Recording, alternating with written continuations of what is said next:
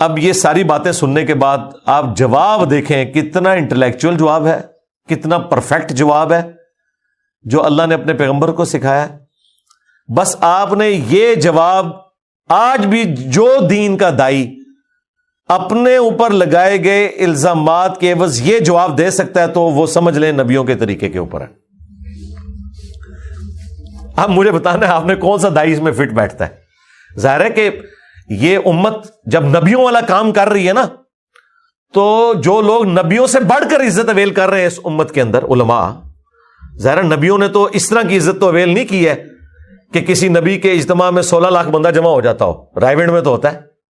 ملتان میں تو ہوتا ہے۔ تو اس بڑے لیول کی عزت کے اتنے بڑے بڑے مجمع سامنے دیکھے ہو، یہ تو کسی نبی نے نہیں اویل کی عزت،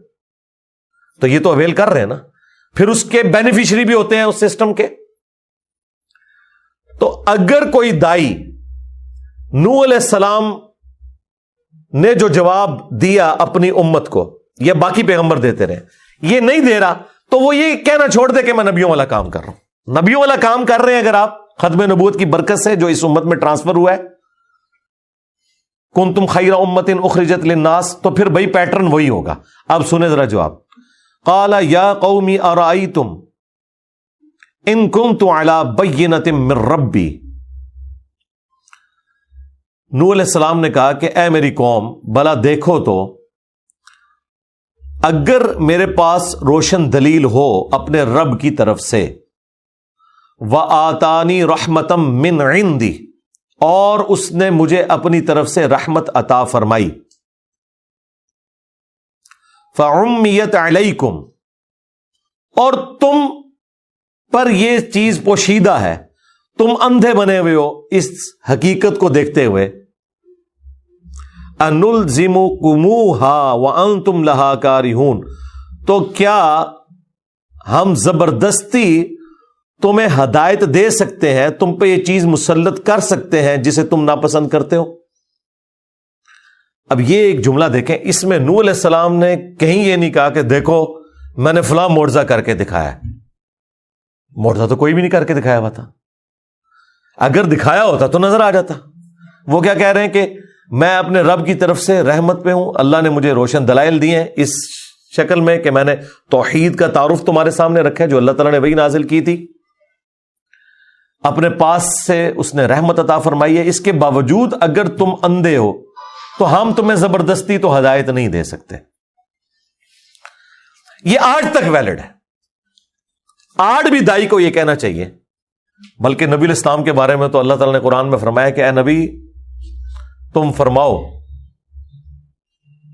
کہ اگر میں گمراہ ہوں تو میری گمراہی کا وبال مجھ پر ہی ہوگا۔ اندازہ کریں اس لیول کے اوپر، اس کے اوپر میں نے پورا مسئلہ 198 ریکارڈ کرا دیا تھا تفصیلی جب یہ آیات آئی تھی۔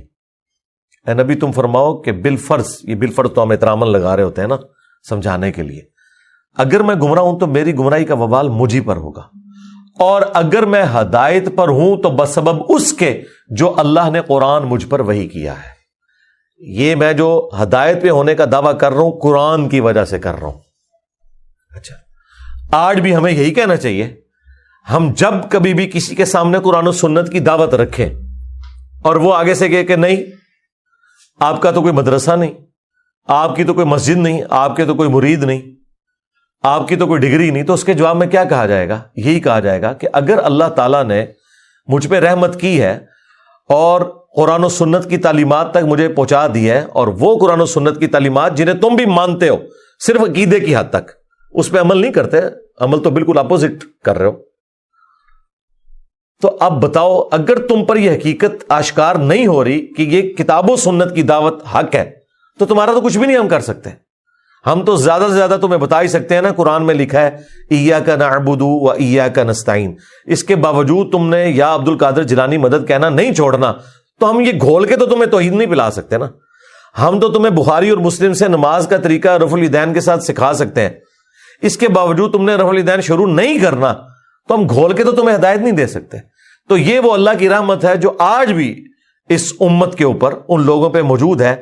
جو انبیاء کے پیٹرن پر انبیاء کی دعوت ان کی امتوں تک پہنچاتے ہیں، اور ہر زمانے میں ایسے لوگ رہے۔ اگلا جو کلیم ہے نوح علیہ السلام کا وہ تو آپ کو بڑی آسانی سے سمجھ آ جائے گا، میں نے تو بچے بچے تک یہ بات پہنچا دی ہے، وہ سن لیں۔ وَيَا قَوْمِ لَا أَسْأَلُكُمْ عَلَيْهِ مَالًا، اور اے میری قوم دیکھو میں اس تبلیغ کے بدلے میں تم سے کوئی مال طلب نہیں کرتا، یعنی آج کی ڈیٹ میں میری کوئی چندہ بک نہیں ہے،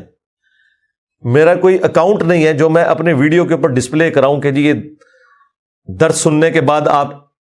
اس اکاؤنٹ میں اتنے پیسے ٹرانسفر کر دیں، ایسا کوئی نہیں ہے۔ اب مجھے بتائیں یہ کون کہہ سکتا ہے، کسی ایک بندے کا نام لیں کہ یہ پلانٹ ارتھ پہ فلاں دائی ہے جو اس پہ پورا اترتا ہے، آپ بندوں کے نام لیں ان کے، میں آپ کو بتاتا ہوں اکاؤنٹ نمبر یوٹیوب کے اوپر اویلیبل ہے، اور وہ کیا شاہانہ زندگی گزار رہے ہیں، سب کچھ اسی سسٹم سے انہوں نے حاصل کیا۔ آج جب ان کو باتیں کرتے ہیں کہتے ہیں نہیں یہ ہماری گاڑیاں تو نہیں ہے، تو تنظیم کی ہیں۔ دیکھو کیسا انہوں نے، جس کو کہتے ہیں کتے کو حلال کرنے کے لیے۔ میں وہ کل ایک مولوی کی ویڈیو دیکھ رہا تھا، وہ بکرا ذبح کر رہا اور لوگ خوش ہو رہے ہیں کہ دیکھو جی جماعت کا امیر ہے خود بکرا ذبح کر رہا ہے۔ میں نے کہا یہ پوری زندگی بکرا خرید نہیں سکتا جو اس کی کوالیفیکیشن ہے، تو بکرا کہاں سے آیا؟ جن گاڑیوں میں یہ گھوم رہا ہے یہ پوری زندگی، اپنی پوری زندگی کی اپنے باپ کی تنخواہیں جمع کر کے نہیں خرید سکتا، یہ کہاں سے آیا؟ یہ اے میری قوم دیکھو میں کو مال تو طلب نہیں کرتا اس کے، بس ان اجریہ الا علی اللہ، میرا اجر تو نہیں ہے مگر اللہ کے اوپر، اللہ تعالیٰ مجھے اجر دینے والا ہے، میں اس تبلیغ کے بدلے میں تم سے کوئی مال طلب نہیں کرتا، اس کا جو اجر ہے اس کا بدلہ ہے وہ اللہ تعالیٰ مجھے دینے والا ہے، یعنی اس سے مراد ہے جنت میں ہی ملنا ہے۔ ظاہر ہے انبیاء کرام دنیا میں تو ایک فقر کی زندگی گزار کے جاتے ہیں۔ اور اب دوسری بات جو انہوں نے اعتراض کیا تھا اس کا جواب دیا جا رہا ہے، وَمَا أَنَا بِطَارِدِ الَّذِينَ آمَنُوا، اور میں اہل ایمان جو ہے میرے ساتھ اٹیچ غریب لوگ، میں ان لوگوں کو اپنے آپ سے دور تو نہیں کر سکتا، صرف تمہیں خوش کرنے کے لیے میں انہیں اپنے آپ سے دور کر دوں، یہ ہو نہیں سکتا۔ اندازہ کریں اہل ایمان اللہ کے نزدیک کتنے اہم ہے کہ اللہ تعالی کا پیغمبر بھی یہ کہہ رہا ہے کہ اے سردارو تمہیں خوش کرنے کی خاطر میں اپنے ساتھ جو اٹیچ لوگ ہیں انہیں دور نہیں کر سکتا غریبوں کو۔ یہ نبی علیہ السلام سے بھی وہ ڈیمانڈ کرتے تھے نا کہ آپ کے پاس غریب غریب لوگ بیٹھے ہوئے ہیں، ہم کدھر آگے، ہمیں لادہ سے ٹائم دیں، ایسا تو نہیں ہو سکتا۔ اور ایک دفعہ نبی علیہ السلام سے ہو گیا، جب ایک نابینا صحابی آ گئے، آپ نے زبان سے کچھ نہیں کہا لیکن صرف چہرے مبارک کے اوپر ناگواری کے آثار آئے، عبس وتولی، تو اللہ تعالیٰ نے قرآن میں نقل کر دیا۔ اور اللہ تو کس لیول کے اوپر اتر کے سمجھا رہا ہے، اللہ تعالیٰ فرما رہا ہے کہ جو لوگ آئے ہیں ادھر ٹائم پاس کرنے کے لیے انہیں تو تم تبلیغ کر رہے ہو، اور جو شوق سے آیا ہے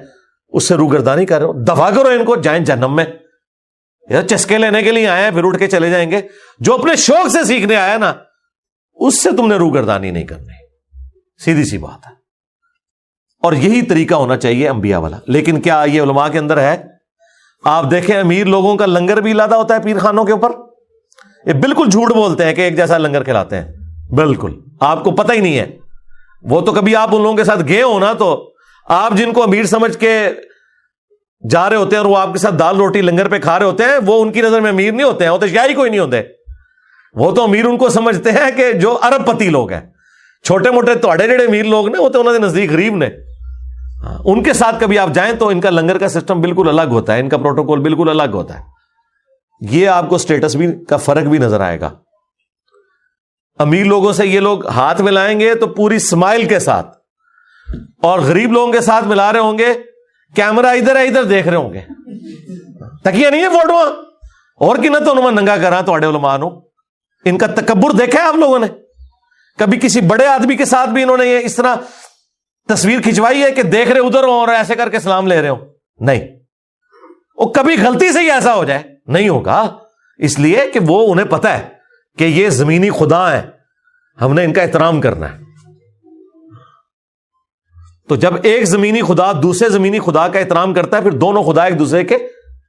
بینیفیشری ہوتے ہیں، غریب لوگ تو شاید کوئی نہیں ہے۔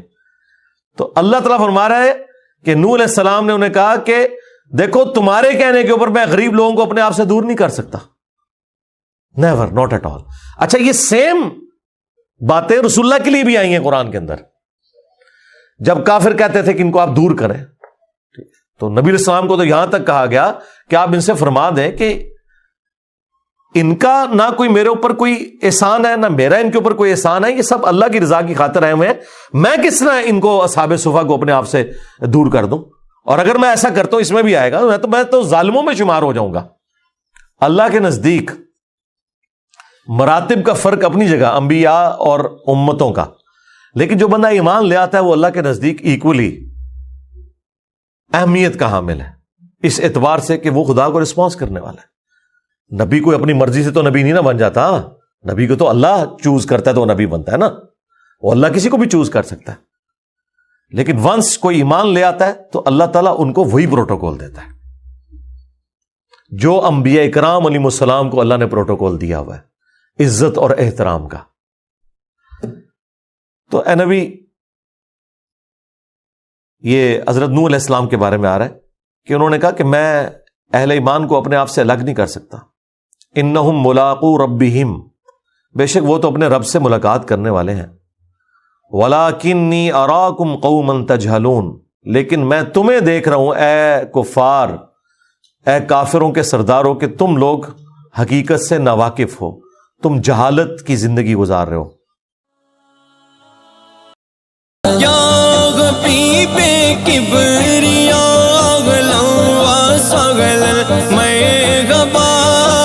مصطفیٰ وہ مجھے تباہ لوں ساگل میں ہوا گئے خیر الورا لوں ساگل میں گبا شاہ انبیاء لوں ساگل میں ہوا یا رسول